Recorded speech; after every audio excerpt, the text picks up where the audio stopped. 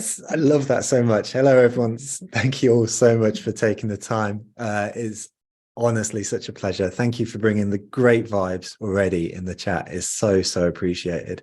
If you haven't already, do pop in the chat feature where you're watching from. It's always appreciated. I've seen people in New York. I've seen people in Derby.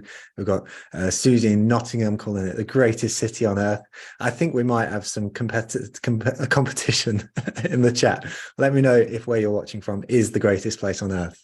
Let's get that competition going. Some friendly stuff. I can also see some of the lovely chat messages coming through right now, and they're coming through to hosts and panelists only. So if you are in that chat feature and you've sent your message to hosts and panelists, click where it says hosts and panelists and you'll get a drop down. You'll see two options, hosts and panelists and everyone. Click everyone, then everyone can see your messages today. I can see folks in York, Guildford, Cambridge, Hertfordshire, London, Bristol, the Champagne region, very nice, Edinburgh, Evesham, Hearts. Let's get going. Today's guest is Kirsty Fraser from Movable Inc. Aside from her amazing credentials that has her working alongside TMM favourite Jeremy Connell-Waite at IBM Watson, the thing I really like about Kirsty is how really she's approached this problem from a very human perspective. So to give a bit of context, I've been looking for someone to speak on AI since December last year. And I've always found people focusing in on the tech, the tech does this, the tech does that. One conversation with Kirsty where we were like speaking about this and it started from a very human place. I was like, yep, that's the person I want speaking on the stage today, which is exactly why we're doing this session today. I hope it proves to be really useful for you. Today is a presentation and then a Q&A. So if you've got questions, do drop them in nice and early. That helps us prioritize the questions. And if you see a question that you like, give it a thumbs up. That will enable us to prioritize the questions that the whole community, everyone watching in today, the Julias, the Antonys, the Liz's, the Alicias, the Mandys, the Joes, the Elaines, the Francescas, the Harrys, the Sarahs, the Liz's, the Tracys, the Joes, all the people watching in today. If we can get your questions answered, we will try our absolute best. Before we get going, I want to say a big thank you to Impression. Now, not only are Impression a phenomenal marketing agency based in Nottingham, but also with offices in London, they've also got an amazing series of webinars coming up, which you can attend and we will publicize for you. But they've also just released a couple of tools, particularly for SEOs, but also for small marketing teams. The first tool allows you to create content at scale using ChatGPT. The second tool enables you to easily extract XML files to build your sitemaps. It's really simple, but they've built it for a reason, which is it's the tools that they want every day, and they've made them available to the community. I'll make them available in the follow-up email, but the big thing that you could do is say thank you to the amazing Impression team, that being Aaron Dix or Polly, their head of marketing who works there. In either case, a big thank you to them will go a long way. Also, a big thank you to Storyblock, Cambridge Marketing College, Redgate Software and Brand Recruitment. We'll speak about them on rotation as we go through the season. As Sarah says in the chat, thanks Impression team. That's a lovely thing to do. So thank you very much, Sarah, for saying thank you. With all that said, that's my introduction done. So now is the time to pass over to Kirsty. And thank you so much for taking the time. I know you're dead excited to be here. So really appreciate it. I truly am. I love this community. This is actually a bucket list moment for me. Me and my colleague always talk about this community. So thank you for having me. Now, first test is to get my... This is always the first test. This is the most human of human things, right? So oh my goodness. Okay, hang on, let me just put it into, there we go. Right, can we see the slides? Fabulous. You're looking great. Fantastic. Okay, so as I said, thank you, Joe. Thank you for having me, and thank you for everyone for joining today. I'm super impressed by everywhere that's been joining from, and seeing where everyone's joining from has been incredible. So this is me. I'm Kirsty. And one of the things I really wanted to say is I'm not an AI specialist. I do work for a company. We have an AI tool, but If you do want to speak to a super smart AI specialist, please drop me a line and I can point you in the right direction. But for the purposes of this presentation, I'm a marketer that uses AI, a marketer that has seen its ability to enhance everything I do. And that's really what I wanted to focus on today to build out this presentation. I will also let you know that I have used ChatGPT and Midjourney to support with some of the questions and to create the images that you see throughout this presentation. Midjourney is an AI design tool, if you don't know, and sometimes throughout this presentation, you'll see it's created some, pretty good images, sometimes slightly questionable, and other times downright weird. And my challenge to you is to look for them and let me know what you think. But anyway, jumping in. So AI isn't new. It's been around for decades, and it's existed in marketing since the early 2000s. But this year we've seen an explosion, and you can see on this graph here, I just found it on Google, of just like this kind of, I would say it was almost vertical, the explosion that we've seen this year. And everyone is talking about AI, and everyone has an opinion about it. And that's why this presentation came about. Joe alluded to it. We were having a conversation, and really what we want to try and do is cut through some of that. Do you remember when veganism became fashionable and everything had plant-based written on it? Like every food or beauty product that you had, like my shampoo was plant-based, and I feel in a way it's in a similar fashion now. Everyone is saying that they have an AI offering, and it's bewildering. It's being used for everything from inventing new products to marketing those products. It's been used in increasingly creative ways. And because of the advances in technology, it means that the world has opened up far beyond what we thought was possible for it. And most importantly, it's happening at such a pace, it's impossible to keep up. And we hear of a lot of marketers that are concerned about AI. And why is that? I asked ChatGPT, why are marketers concerned about AI at the moment? And it came back with this. There was a survey conducted by the Boston Consulting Group. They found that 38% of marketers are concerned about losing their job to AI and automation. And this fear, it's not a new thing. So ChatGPT, can you give me examples in history where people were worried about new technology taking their jobs? And this is what it came back with. In the 15th century, the very small amount of people who knew how to write were fearful of the invention of the printing press. They believed that the new technology would render their skills and expertise obsolete. As it was, that fear was definitely unfounded and opened up a whole new world and brought literature to the masses, creating much more demand for what they do. During the Industrial Revolution, the textile workers known as Luddites, which, by the way, is where the name came from for not embracing a new technology, they protested against the introduction of new machinery they believed would replace their jobs. They believed that these machines would make their skills and livelihoods obsolete and destroy their way of life, but we know that to be the opposite. And the introduction of the automobile in the early 20th century led to concerns among horse and carriage drivers that their jobs would be replaced by these new machines. Horse and coachmen thought, they would be out of business. What they didn't realize is that it's not a matter of whether it's a horse or a car. People still need taxiing everywhere. Horses, however, they're outraged that the cars have taken their jobs in the 20th century. And finally, people were worried that radio would lead to a breakdown of traditional social structures. They feared that radio would promote new ideas and behaviors that would challenge established norms and values. And these beliefs were particularly worried, the clergy, who felt it would replace them. So overall, the concerns, they've always been largely rooted in the unknown and, in the nature of technology, right? As people became more familiar with the technology and its potential, it's kind of these concerns were addressed, and and the advances became a widely accepted part of modern life, right? And just an example from me, right? The early days of television, many advertisers were hesitant to invest in this new medium because they were unsure of its effectiveness and the potential return on investment. Some advertisers even believed that television was just a passing fad and that it would never catch on as a mainstream form of entertainment and advertising, which is mind-blowing. But are we wrong to kind of proceed with caution?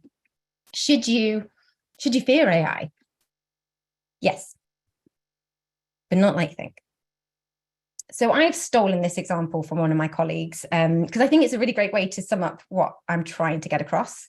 So Think Again by Adam Grant. Adam is an organizational psychologist. He's an author, a podcaster. He's really great. You should check him out. That's what I'm doing now. My colleague has recommended him. And he opens his book with this. Progress is impossible without change. And those who cannot change their minds cannot change anything. And that's a quote by George Bernard Shaw. We all want to make progress. That's why you're all here. You want to learn, you want to grow, you want to get inspired. So if we all want to make progress, we have to change our minds. And it's difficult, but why is it difficult? Because we often prefer the ease of hanging on to old views over the difficulty of grappling with new ones. And he calls it cognitive laziness, which I think is slightly offensive, but how do we overcome that? By unlearning and rethinking. This is an important set of cognitive skills. The ability to unlearn and rethink. He goes on to share how effective leaders do it, like presidents, astronauts, CMOs, and that good judgment depends on having the skill and the will to kind of open our minds. And he also goes on to say that accelerating the pace of change means that we need to question our beliefs more readily than ever before. And I'm sure we all feel this, right? Think about how much has changed over these last few months. But as a marketer, what does it mean for me and my business? How can I practically apply this to what my team is doing today? Like I said, I'm going to show you, but first you have to be willing to rethink. AI has the power to supercharge you, not replace you. The biggest fear you should have is about not embracing it when your competitors are embracing it. But that's not going to be you, right? That's why you joined this call today. And I'm going to do a little sidebar here before I go on to the next slide. My daughter's a massive Dr. Seuss fan, and therefore I am now too. And actually, he's quite a profound writer. And anyone that has read Oh, the Places You Go may have wiped a tear throughout that book. I know I definitely have, but it could be that I was reading it for about the 100th time. But I turned to him in this moment and I asked, can I have a powerful quote in less than 10 words about embracing change in the style of Dr. Seuss? Change is strange, but growth is fun. And I kind of like the quote.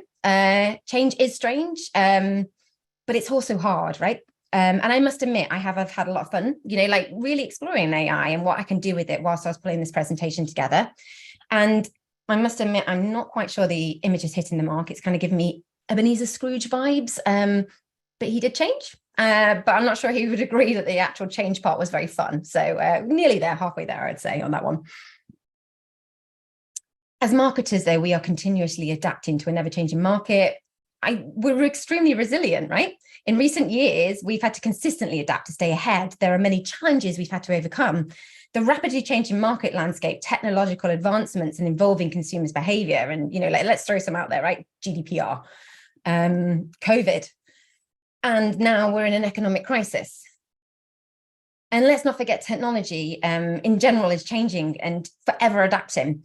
We always having to run to keep up. And everyone on this call probably will have a story about how they've had to adapt or how they've survived every change that's been thrown at us. And the fact that you're still on this call, you're part of this community and still showing up shows your true resilience. So let me introduce you to your new superpower. And I'd also like to point out this woman should be staring excitedly, but it's really giving me vibes of the night before an event when you're trying to get everything done and you're pretending that you're I'm totally in control, I'm totally fine, or just before this presentation. That's exactly how I was with Joe. But so again, not quite hitting the mark here, but I love this image personally. I'm going to use it all the time with my team. So anyway, what is AI? Artificial intelligence refers to the development of computer systems that can perform tasks that typically require human intelligence, such as learning, reasoning, problem solving, and perception, right? And we're using it as part of our everyday life already. But it can do more than tell you the weather and add gin to your shopping list, which, gives you an insight into my life. It's only limited by your imagination. And it's kind of a bit like when the iPhone came out and the app culture boomed, right? Every single person you knew had an idea for an app. You'd be down the pub and someone was telling you about the next best app that was going to come out and how they were going to make millions from it, right?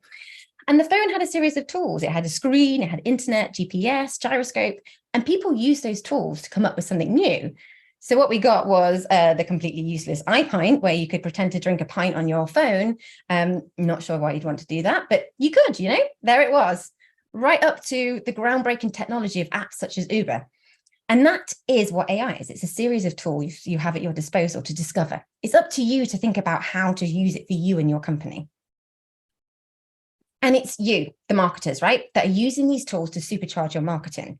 And that's what I really want to be clear about as well. When it comes to AI, it's marketer and the machine. There is a balance of decisions being made and controls that are in place for this, right?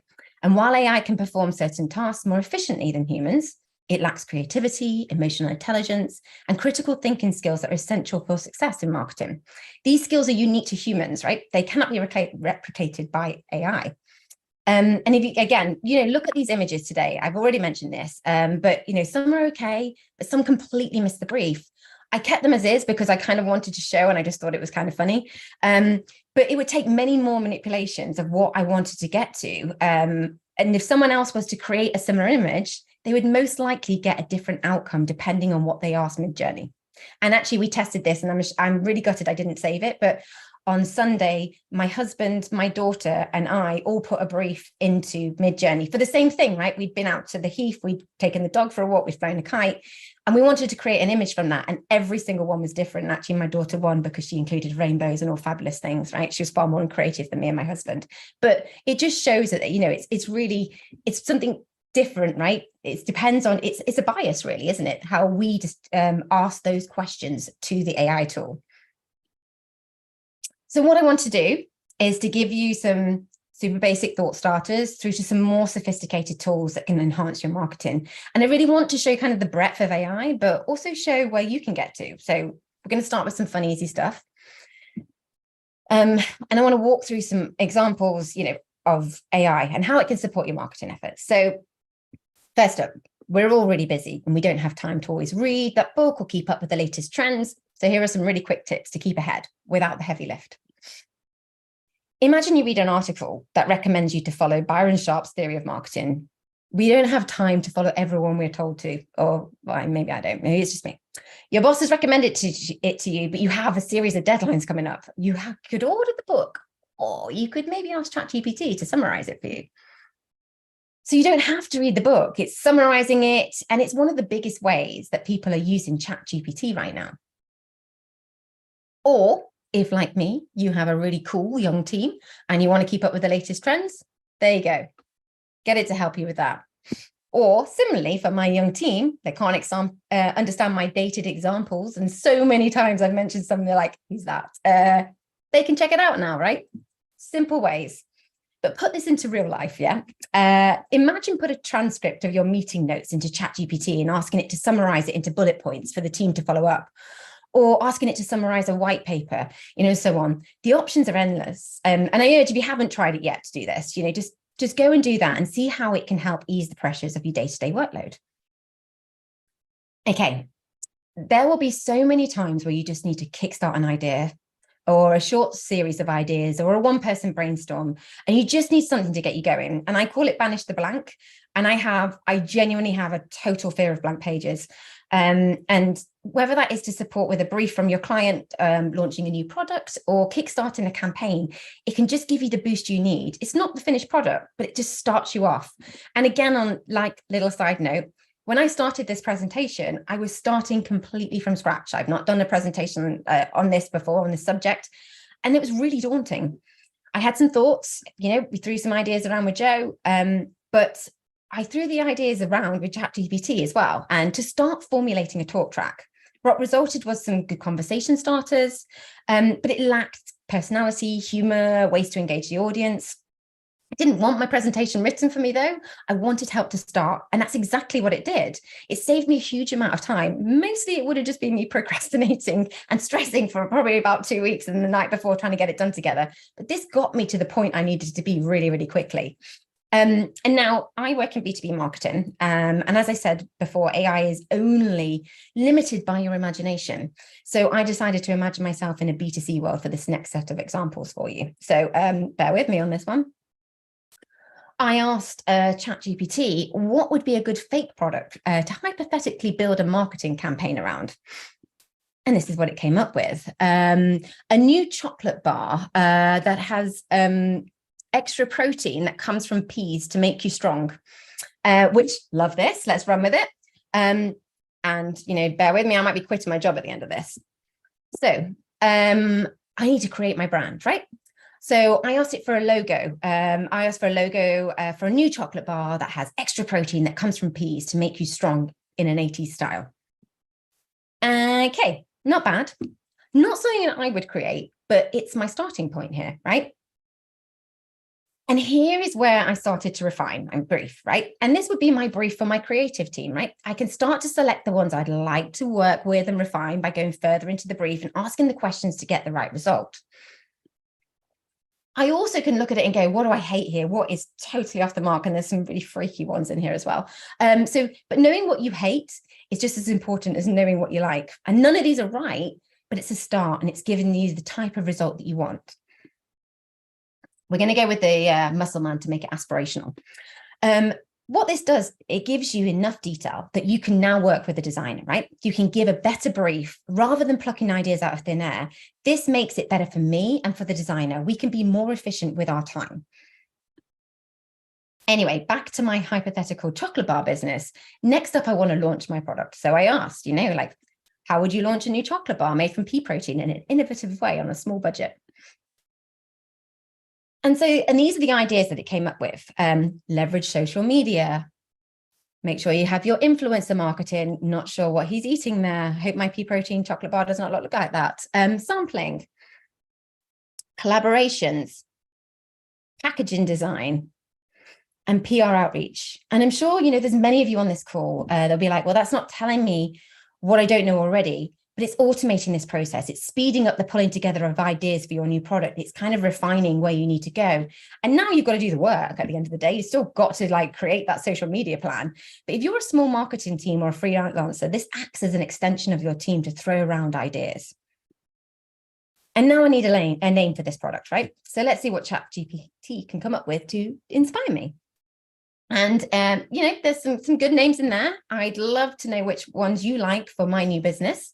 But the winner I picked for the purposes of this exercise, can you write a manifesto in 20 words for a new chocolate bar made from pea protein called the Peas Knees Bar, which I actually really quite love the Peas Knees. And this is what I got. It is a delicious, sustainable, and packed with protein, plant-based protein. Elevate your snacking game with the Peas Knees chocolate bar. Is it perfect? No, but it's firing my imagination and it's helping me to create something that will be perfect.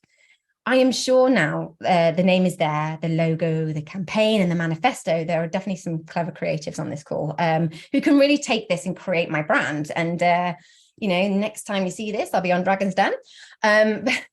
Seriously, this is a whole launch campaign of which I pulled together in 5 minutes on a Sunday afternoon. It's not the end piece, but it creates a better brief, a starting point to ensure we have defined what we're looking for, what we like, what we don't like. We've got here on this call, and the real marketing work starts now. Okay, I'm going to change track a little bit with this. That was really good fun. I enjoyed, you know, sort of being a B2C marketer for a little time, but I kind of walked through some fun stuff, got you hungry for pea protein chocolate, hopefully. But I wanted to show you where AI can take us and show a bit more of a sophisticated option. Can AI make your brand more human? And one of the things that I'm always really about is making sure that people understand that, you know, you're never going to be more human than a human, right? But how can AI support to make your brand more human? And bear with me on this. It's more of a sophisticated example, as I mentioned. It takes us away from the free tools. But in a world saturated by everyone talking, it's really useful to kind of look at AI and how it can take your marketing to the next level and the different types of tools available. And again, it goes back to finding what's right for you and your brand. So I've built this specifically around a retailer, and I'm just going to walk through a quick example of how AI can make your brand more human, help us to transition away from product-led segments to customer-centric experience. Okay, so I'm sure this process looks all too familiar for everyone on this call. And if you stop to think about it, it's really crazy how complex getting something out the door has become these days, right? But regardless, at the center of every campaign, there are two things. What's the product I'm selling? And who can I sell it to? I'm going to give you an example. Imagine this is your customer base, and for years, wherever we get a brief from one of our stakeholders, it's our job to go and sell it. We gather some data, do some analysis, and one way or another, we end up creating a segment and we layer in some rules based on some high-level demographics, or maybe geography, or folks that haven't purchased in a while, or aren't super loyal. And then after I've got all my rules laid out, then I bring in some AI in at the end to say, hey, only include people with a propensity to click more than 2.5%. But at the end of the day, I was just trying to find the largest possible list of people that I could send this to. Then once I had my segment, I'd go off and run the campaign and blast the same message out to everyone in this group all at once. Now, maybe I'd include something like their first name for some personalization, but the problem is the average campaign gets about a 1 to 2% response rate. That means 99 out of every 100 people we talk to are completely ignoring everything we say. And, maybe you've got 5 or 6 or even 10%. That still means we're annoying the vast majority of customers. And especially in today's market, it's putting our relationships at risk.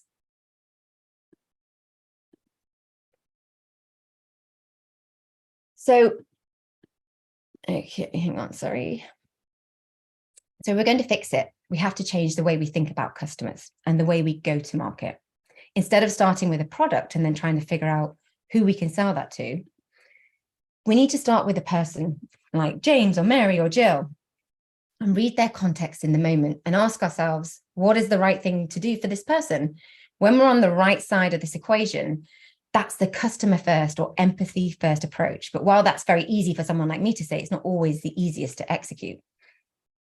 Traditionally, the way we've used AI is to say, okay, I've got my friend Jill, let's see how likely she is to click on an email about each of these products.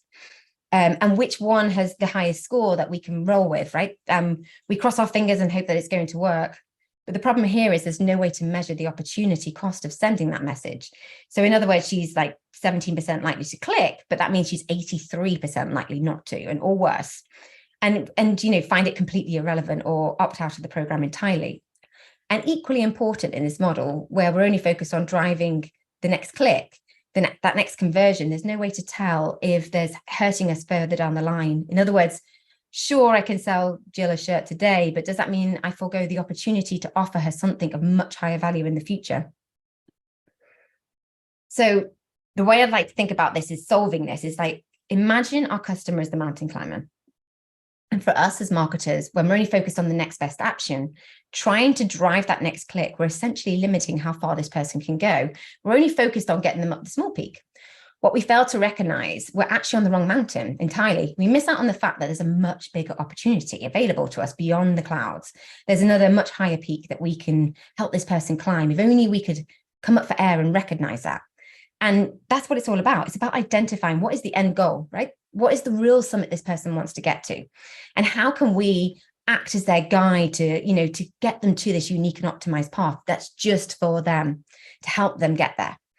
Okay, so how does this work? Rather than only looking at the short-term clicks, what we need to do is start with the end goal and then work back. So in this example, we're starting to look at which of these categories is going to increase Jill's lifetime value with us. But like we said in the beginning, it's a balancing act. You can't only focus on what they want in the long term. We need to make sure it's relevant right now, and we don't get fired for not showing lift along the way. And without diving too deep into the science behind all of this, the option we select is the one that best balances the customer's needs in the moment with our long-term business objectives. And from there, it's all about determining what the right path is to help get to this destination. And the really good part about this approach is that we can expand our relationship with this customer along the way, identifying new ways to continue to surprise and delight them rather than just pigeonholing them into seeing the same old thing. And traditionally, what AI is really good at analyzing is past behaviors. We can use it to comb through all their transaction data, all their browsing data we have on someone, and develop a profile of what they like. Or if we're really advanced, we can take it one lever further and look at specific things within each of these broader categories. But the trouble is, once the AI finds you something you like, it typically is going to hammer that content time and time again, even when your needs have changed and you've moved on. The reason this is funny is because it's all true, and we've all said it, that you keep getting served up the same. It's like, okay, I've got enough shirts now. Time to move on. But rather than simply reinforcing what we already know, a human-centric approach uses all of this data to predict where someone is going next. So in other words, rather than continuing to show Jill content for her daughter, for the purchase she made for her daughter, we can pivot and say, okay, let's start showing her content that's actually for her. In other words, this data tells us that she's also likely to be interested in women's attire, specifically seasonal handbags and shoes. And we can use those predictions to tailor each section of the email accordingly. But rather than simply reinforcing what we already know, but what's key about this is the fact that every single time a new piece of data comes in, we automatically rescore that person's entire profile and determine if they're on the right path, or is it time to pivot and climb a new mountain. So if Jill goes ahead and buys one of those handbags, what we do is say, okay, does that purchase give us the opportunity to add some additional value? Maybe there's something that pairs really nice with those that she just bought that can guide her down a new path. And again, that's the second purchase data comes in, we can run the analysis and pivot the new experience to be something entirely different, but perfectly aligned with her needs. And just, a couple of examples in real life, this luxury retailer has seen tremendous success as well, kind of moving away from segmented based emails mentioned at the beginning to automate a one-to-one program optimized for both short and long-term lift, and has been generating huge results. And they're not from a one-off campaign or test. These are comprehensive of their batch email performance for the entire year. Through the use of AI, these retailers have been able to achieve hundreds of thousands of emails going out on a single day, which is inconceivable if you were taking a traditional segmentation approach. And this can be done if we move away from that segmented approach we mentioned to a real human-centered marketing approach, and it can be achieved through AI. So that was kind of like a real change from the fun examples to more of a sophisticated examples, but I really wanted to kind of give you the breadth of what I'm seeing across AI and my experiences. So just kind of three things that I wanted to round up to take away from what I've been chatting about today. So questions are the new answers. The most valued case with AI is being able to ask the right questions to get to where you want.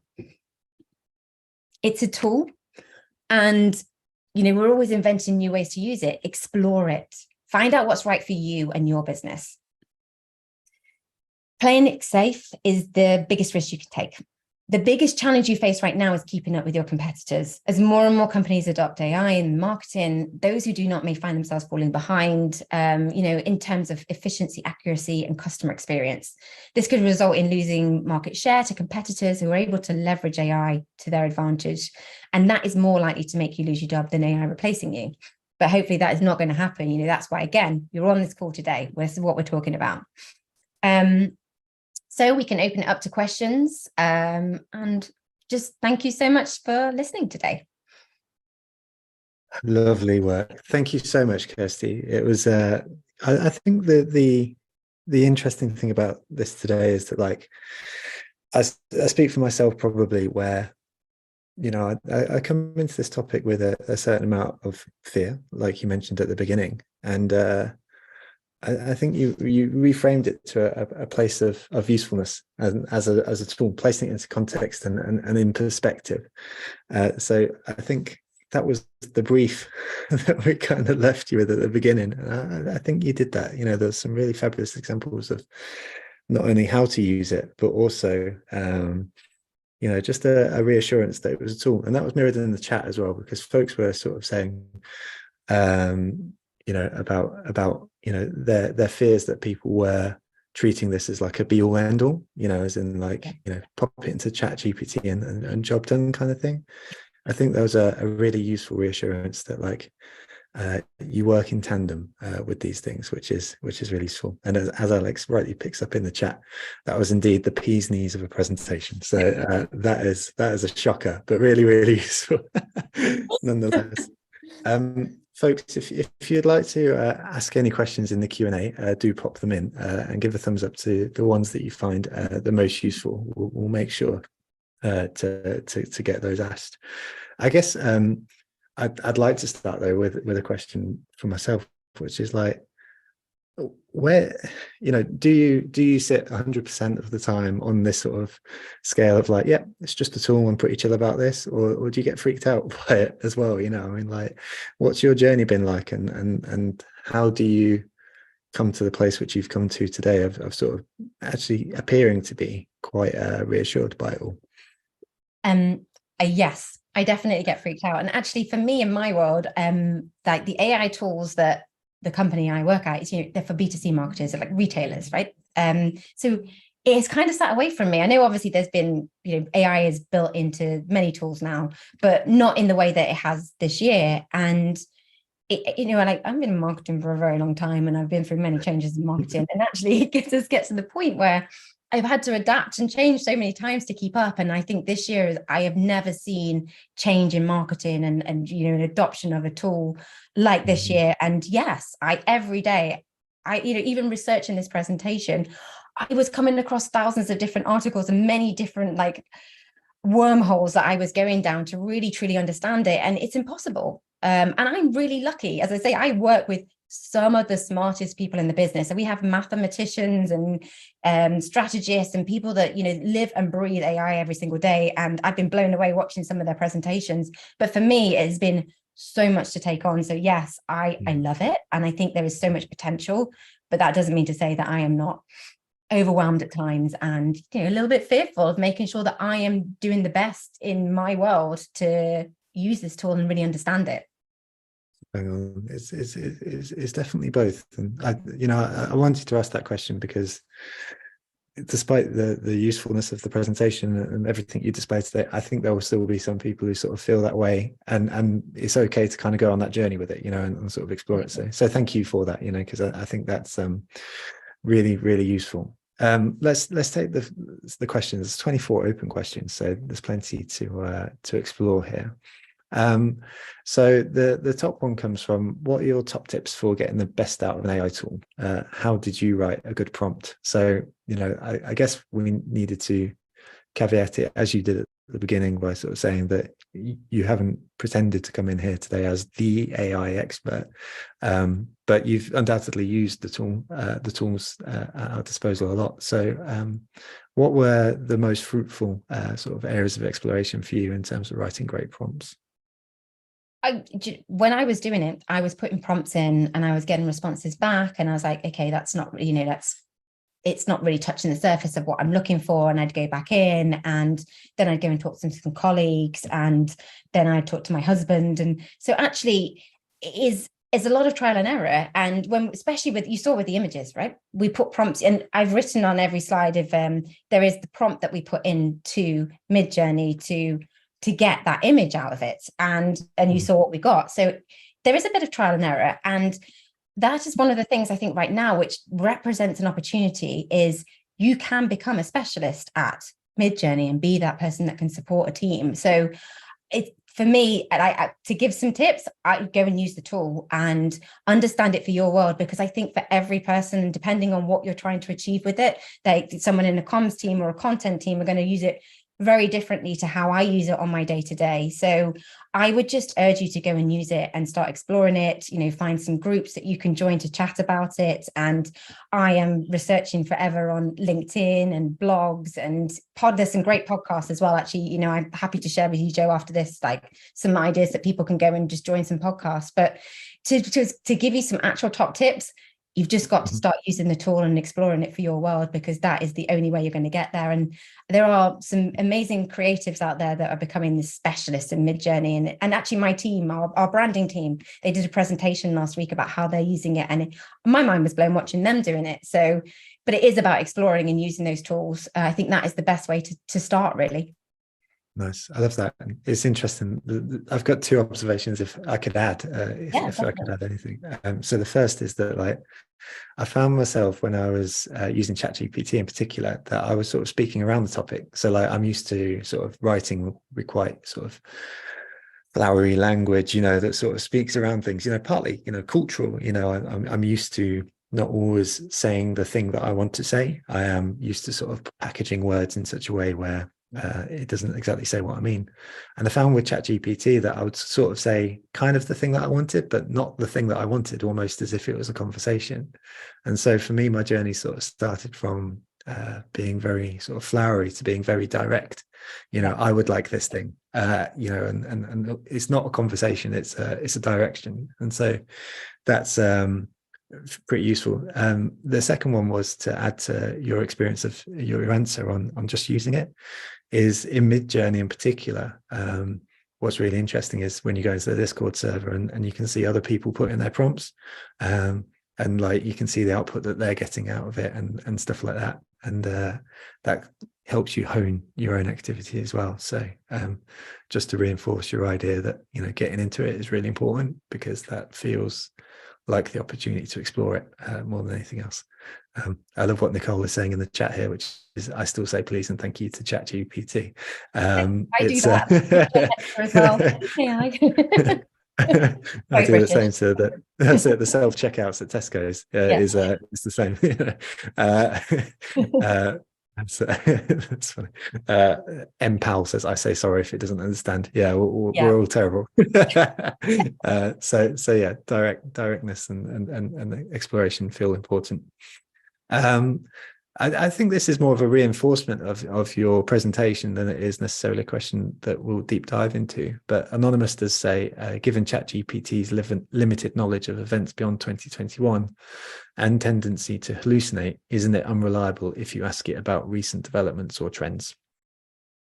Yes, I would always fact check. I would always fact check everything, So when I was doing some research, like I still go back to my good old Google, and again, everything you have to fact check. So I do.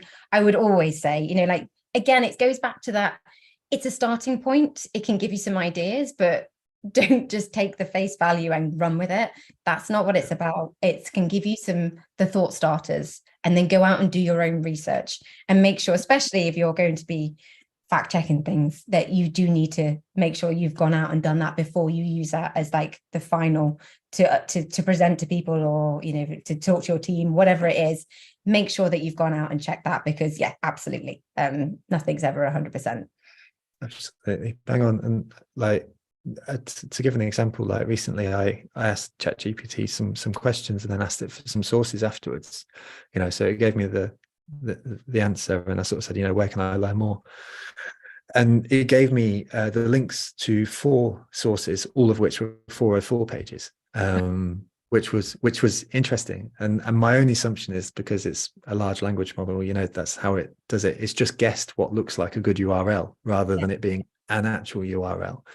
And so with that thought in mind, then it's definitely worth exactly as you say, sort of taking it as a pinch of salt. It's not the be all end all. It's a tool at the end of the day. So yeah, that's I think what I'd say as well, that in terms of using it, people being worried about like, oh yes, everyone's writing their blogs with it. I think if anyone really does take it at face value, they are the people that eventually are going to fall behind, because it's about elevating your marketing and taking it to the next level. So you can scale, you can get all those, the base of your copy written, but then what you're going to do is make it better and take it to that next stage. And that's what the marketer's going to do now. So, or the content writer. So that's what I'd say, is like anyone who's taking it as face value and just copying and pasting it and dumping it in will eventually very much fall behind everyone else, I would say. That's why I think it's no, but that's a really, really great thought, in the sense that I've seen a couple of tweets from folks who have said,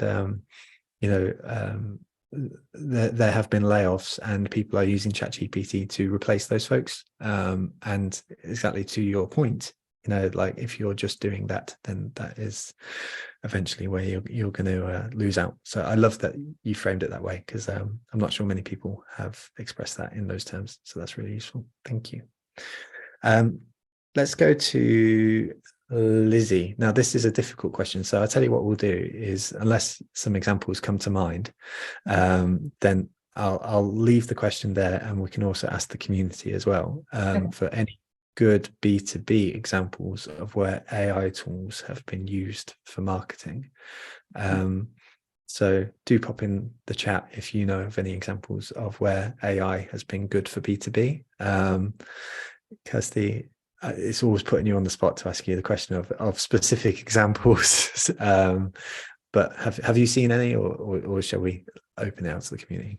I mean, open it up to the community, because absolutely that's something that probably, as I say, the tool that I work with is a B2C tool. I'm really hoping that one day we'll be able to use it for our own marketing efforts. But you know, the way we've been using it is very much using like ChatGPT, Midjourney, those types of things to kind of start the basis of what we're doing. So if anyone has anything more I'm all ears, to be fair, like anything that anyone can recommend for the B2C.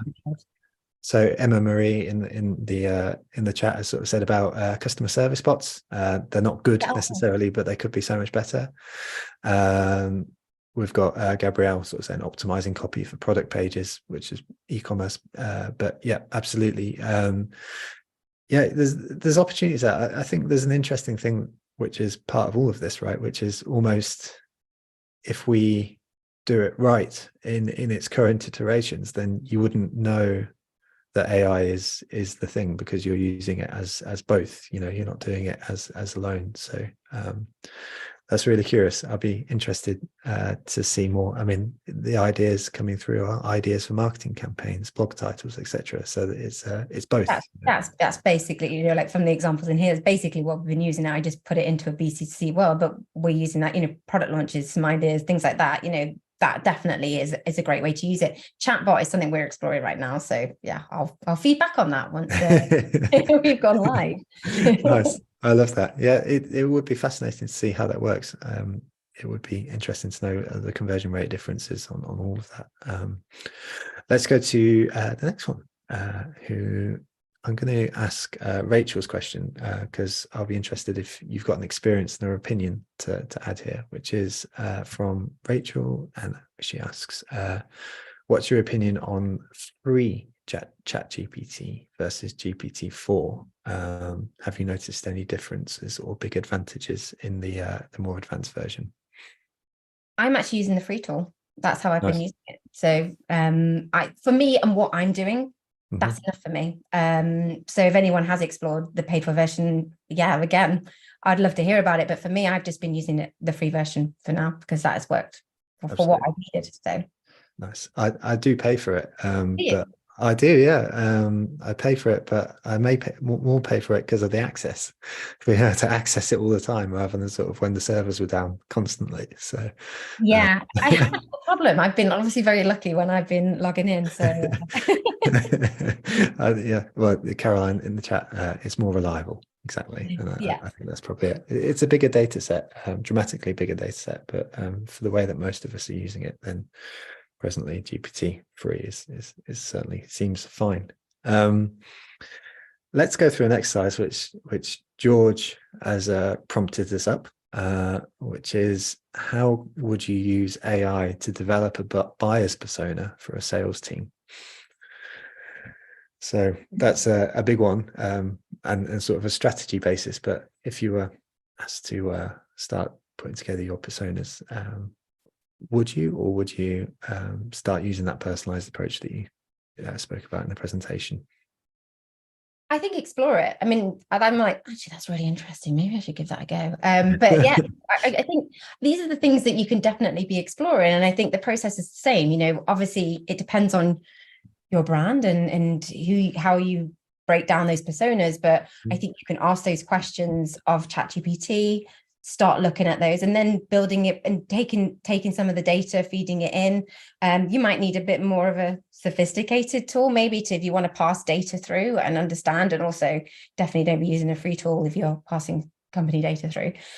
Make sure it's approved by your InfoSec team, caveat. Yeah, I think there are ways that you can be plugging in that to have a look at it and using it to build that tool. And I think it's the same thing. So if you're just, I know that I am going to say this because this is one of the things I was thinking about, like, there are free tools out there, and I've been using a free tool, but I haven't been putting company sensitive information. If you are going to be wanting to feed data through a tool, make sure that you've gone through the right processes to make sure that data is protected.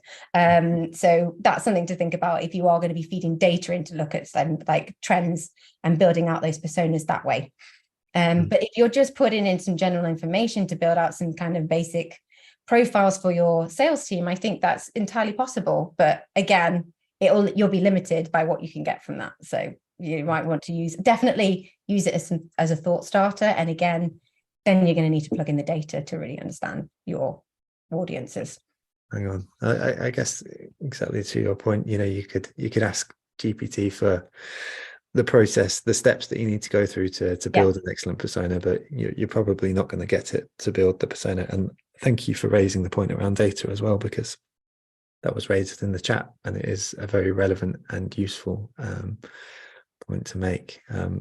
One of the questions that remains in the Q&A is about the ethical concerns about using AI in general, but there is one about data protection as well, and like we should be mindful of that. And it's a decent point to make to a bunch of marketers at once, is that you don't want to be feeding stuff in.